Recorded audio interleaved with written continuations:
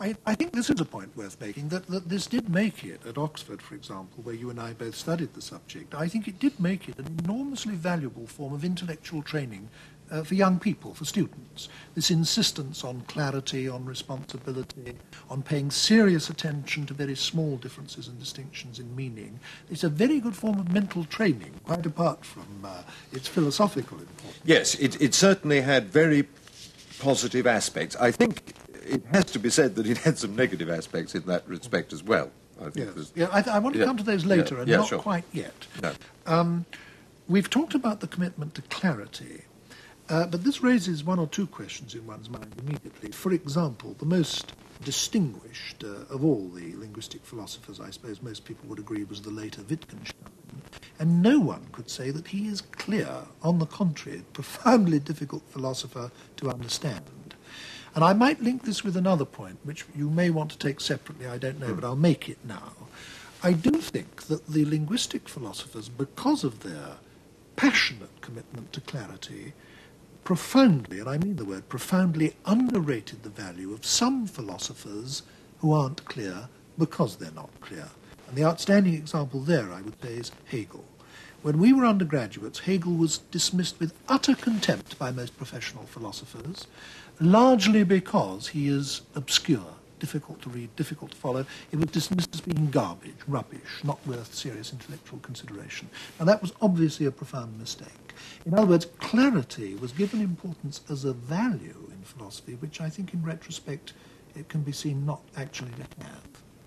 I think clarity turns out to be a more complex notion than perhaps people thought, or some people thought at the time. I think the case of Hegel is complex because I don't think it just was because he was difficult. He was just because he was difficult. It was certainly because he was difficult in a certain way. For instance, I don't think that Kant ever underwent the degree of, certainly didn't undergo the degree of dismissal to which you refer, and I don't think anyone could say that Kant or Kant's language were of a preeminently easy kind at the very least. I think also one has to add that there were certain historical reasons why Hegel was ideologically suspect to an extremely high degree. I mean, it was thought that a particular connection with totalitarianism, and he was thought, I think somewhat erroneously, to be connected with, as it were, Hitlerian deformations in the German consciousness, and errors of this kind were committed, but of a kind which are not unfamiliar. I think there was a historical context to that. But you're right in saying that the view of the history of philosophy was very selective and, in a way, governed by some concept of clarity. Now, there's certainly a difference if you look at the writings of Austin and you look at the writings of Wittgenstein. Now, it's not because, when one says that the difference is that Austin's are clear in a way that Wittgenstein's isn't, I think what one means is, doesn't one, that Austin's are in somehow more literal-minded than Wittgenstein. Yes, you see, there are very few sentences in the philosophical investigations which you referred to, which aren't perfectly straightforward sentences. They don't have ambiguous grammar or obscure nouns in them. What is difficult to understand is why he's saying that's right. I mean, they contain sentences like, if a lion should speak, we would not understand him. No, that sentence, the question is, why is it there? Yeah. And I think that why it's difficult to follow is because of an ambiguity, a very deep ambiguity, about how far it's harnessed to an argument. In Austin, or any of many other linguistic philosophers we could refer to, there are, as in some other philosophers, pretty explicit arguments. There's a good deal of therefore and since and because, and it will now be proved in a certain way.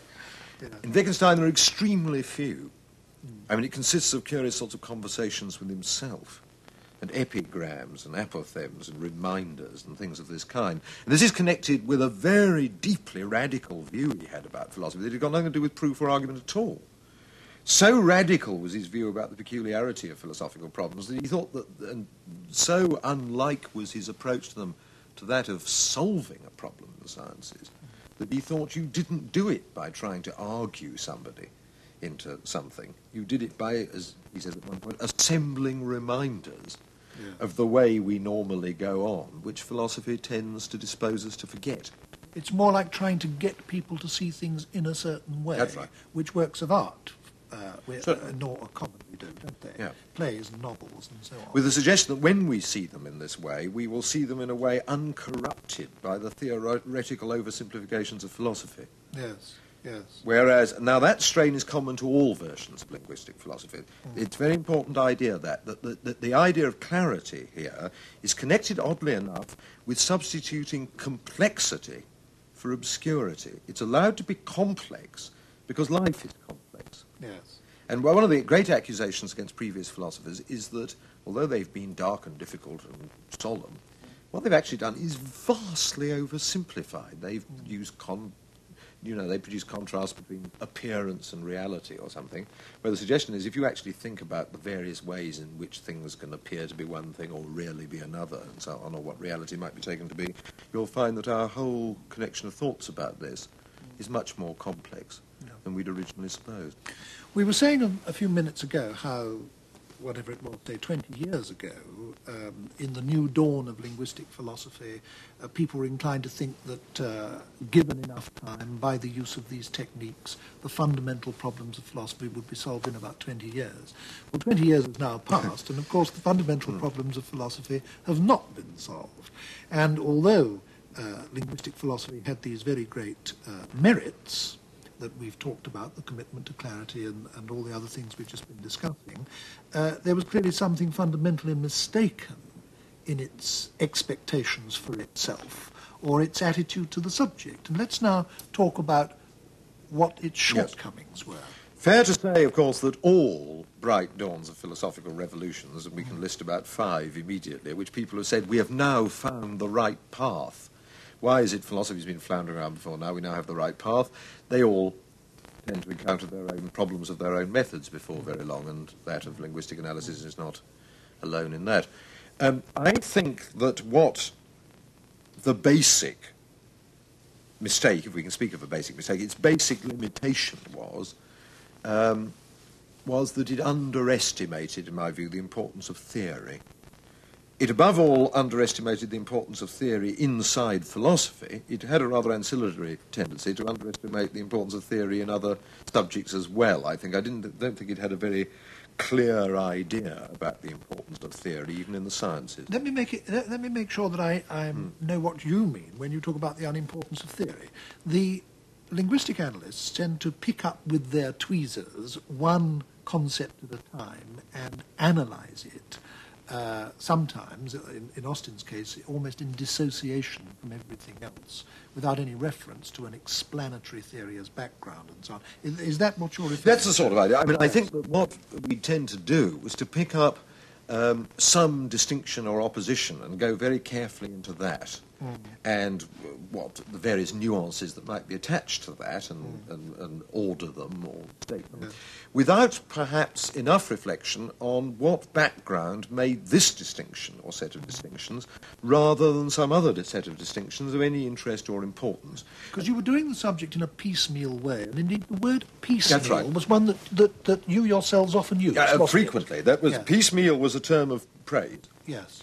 And there was rather an interesting analogy which Austin used at one point. He said, when people complained about the multiplication of distinctions, and he said, why are people so afraid of the multiplication of distinctions? Distinctions of sorts of language or whatever it may be. He said, whatever there are over 10,000 subspecies of a certain kind of beetle, or of beetles, or some sort of insect. And why can't we just discover that number of distinctions about language?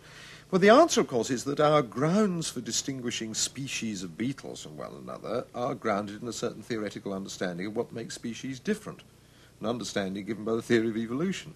Unless you've got some background theoretical understanding, anything's as different from anything else as you like. You've got to have it rooted in the sense of what makes one distinction more important than another. You've got to have a frame of reference. A frame of reference. And that framework is a theory. I think that had to be said, yes. And I think that wasn't adequately acknowledged. I mean, people did say, they varied to the degree to which they said you can do it bit by bit or you have to do more at a time. But I think the acknowledgement that the problems were only set by, the distinctions were only given as substance by, a background of some more theoretical or systematic understanding. That point, I think, was more generally overlooked.